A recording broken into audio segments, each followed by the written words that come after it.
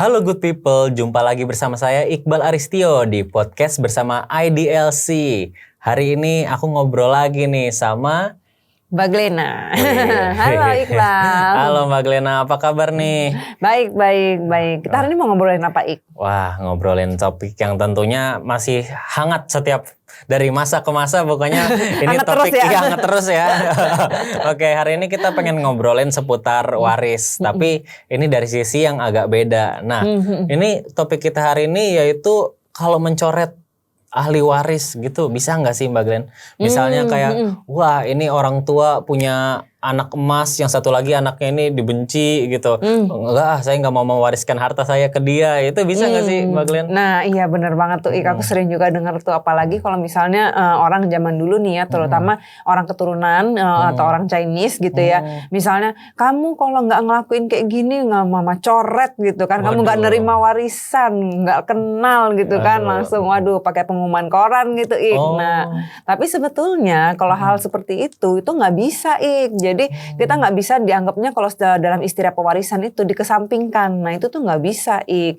Karena yang namanya kita ahli waris itu semua tuh ada dilindungi secara hukum juga. Ada yang namanya hak mutlak, legitimum porsi. Nah jadi nggak bisa dicoret gitu aja, Ik. Itu kalau misalnya apa legitimate porsi itu sama rata gitu kalau misalnya punya 2 anak gitu. Nah jadi itu ada bagian-bagiannya tersendiri. Misalnya kalau anaknya cuma 1 berarti bagiannya 1/3. Kalau ada 2 berarti 2/3. Kalau lebih dari 3 tuh berarti 3/4 dari bagian yang seharusnya gitu, Ik. Nah jadi nggak bisa nih tiba-tiba sih misalnya orang tuanya bilang udah kamu nggak akan dapat apa-apa gitu kan, bikin wasiat gitu kan, pokoknya gini-gini gitu kan, nanti yang dapat hanya misalnya ya Iqbal aja yang dapat gitu, adiknya nggak dapat atau kakaknya nggak dapat gitu kan, karena Iqbal anak emas gitu kan ceritanya. Enggak ya.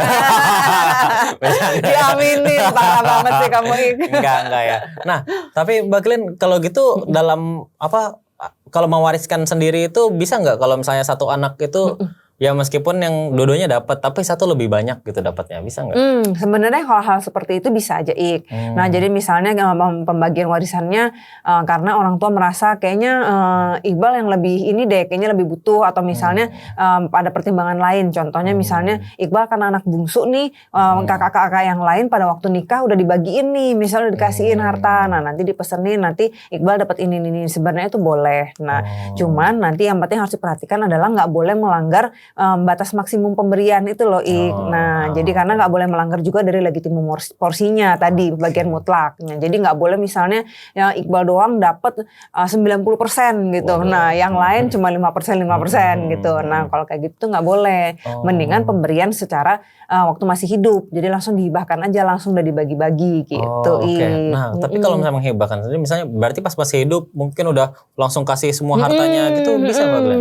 Bisa. Jadi langsung secara waktu masih hidup langsung diberikan gitu loh, Ik. Langsung kepada anak 1, anak 2, anak 3. Jadi udah dibagi. Nah nanti sisanya pada waktu misalnya almarhum meninggal baru diwasiatkan. Nanti sisanya gimana gitu. Nah itu boleh kayak gitu, Ik. Iya sih, karena apa ya, ini topik penting banget karena banyak yang suka mungkin jadi berantem karena ngerasa waktu itu kan ibu bilang itu buat aku doang warisannya, kamu kan nggak dianggap gitu. Nah kalau kayak gitu makanya pentingnya dibuat wasiat secara tertulis. Nah wasiat jenis-jenis wasiat itu bisa didengar di podcast kita yang lainnya ya, Ik ya.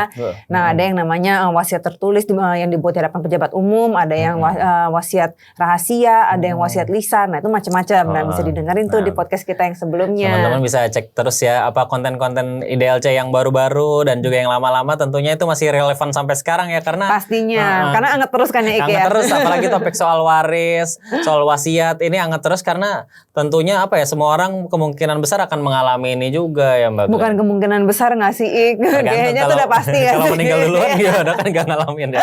Enggak gitu ya. Dan jadi pewaris kalau gitu. Iya benar juga, benar.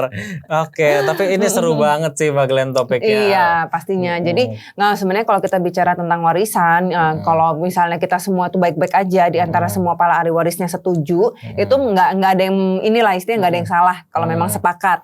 Nah yang sulit itu kan kalau misalnya berantem, nggak setuju, nah itu gimana? Nah itulah itulah yang baru berlaku koridor-koridor hukum tadi. Nah jadi tapi hati-hati juga nih, yang namanya pemberian hibah itu bisa mempengaruhi bagian waris kan Ik. Nah itu misalnya nanti kalau ada ahli waris yang nggak setuju, itu bisa juga tuh diperhitungkan tuh hibahnya gitu. Nah jadi waktu dulu papa masih hidup, papa udah beliin kamu ini. Wah nah itu nanti harus diperhitungkan kembali. Jadi seluruh harta yang pernah diberikan, semua yang pernah dihibahkan, nanti diinberengkan kembali baru dibuat perhitungan lagi. Jangan gitu, sampai malah jadi gugat-gugatan juga ya Pak Glenn. Padahal yang satu udah ngerasa, wah saya kan masa nggak nerima waris, padahal yang satunya lagi ngerasa, oh kan udah dihibahin berapa rumah atau berapa asetnya.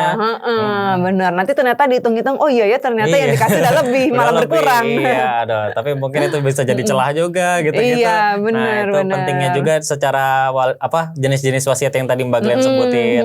Penting punya bukti tertulis Ik, jadi supaya jelas gitu Ik, nggak cuma katanya. Jadi dulu nanti ternyata ngomong sama Iqbal, ngomongnya A, nanti sama yang adiknya misalnya ngomongnya B gitu kan, tapi nggak ada buktinya gitu. Nanti semua cuma saling katanya doang gitu. Itu jadi permasalahan ya. Nah buat teman-teman mungkin masih ngerasa ini tabu, tapi juga perlu dibicarain mungkin sama orang tuanya, sama saudara-saudaranya, dan juga terus dengerin podcast-podcast kita ya, karena apalagi soal wasiat, karena itu penting banget teman-teman ya untuk diaplikasiin di kehidupan kita sendiri juga. Benar.